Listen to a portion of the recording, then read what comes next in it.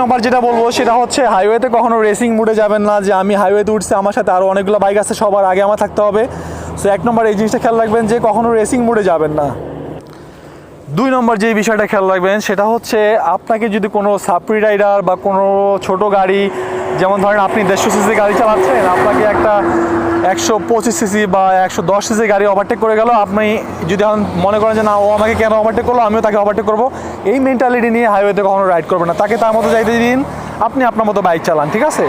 3 নম্বর যে গুরুত্বপূর্ণ জিনিস সেটা হচ্ছে হাইওয়েতে রাইড করার সময় 3টা জিনিস থেকে খুবই নিরাপদে থাকবেন। 1 নম্বর হচ্ছে কুকুর থেকে, 2 নম্বর হচ্ছে অটোরিকশা বা ভ্যান থেকে, এবং 3 নম্বর হচ্ছে সিএনজি থেকে।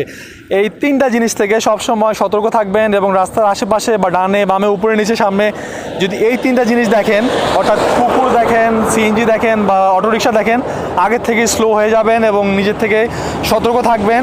তাদেরকে ওভারটেক করে যাওয়ার পর তারপর আবার আপনি আপনার মতো চালাবেন। সো এগুলা যদি রাস্তার সামনে দেখেন, আগের থেকেই সতর্ক হয়ে যাবেন, ঠিক আছে? তাহলে কখনো বিপদে পড়বেন না।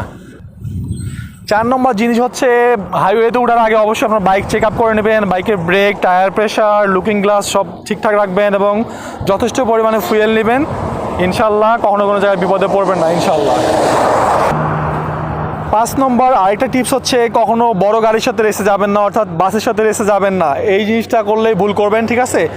তো যদি বাস আপনার সাথে দেখা গেল যে আপনার বাস, আপনি 100-তে আছেন, বাস আছে 110-এ, তো আপনি মনে করছেন না বাস কীভাবে আমাকে ওভারটেক করে গেল, আমি বাসকে ওভারটেক করে যাবো, এই মেন্টালিটি নিয়ে বাইক চালাবেন না, তাহলে বিপদে পড়তে পারেন, ঠিক আছে?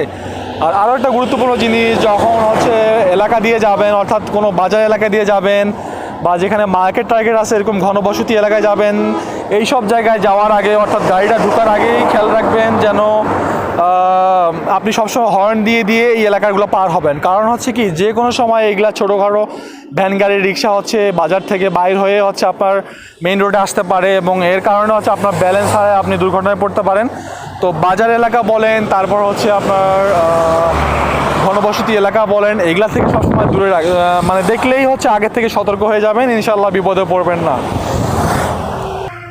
সো মোটামুটি এই কয়েকটা জিনিস খেয়াল রাখবেন হাইওয়েতে: লুকিং গ্লাস, বাইকের কন্ডিশন কীরকম আছে, তারপর হচ্ছে কারোর সাথে রেসে যাবেন না, সাপ্রিদের সাথে রেসে যাবেন না, মানে রেস করার মেন্টালিটি নিয়ে হাইওয়েতে উঠবেন না। ইনশাল্লাহ সবাই ভালো থাকবেন।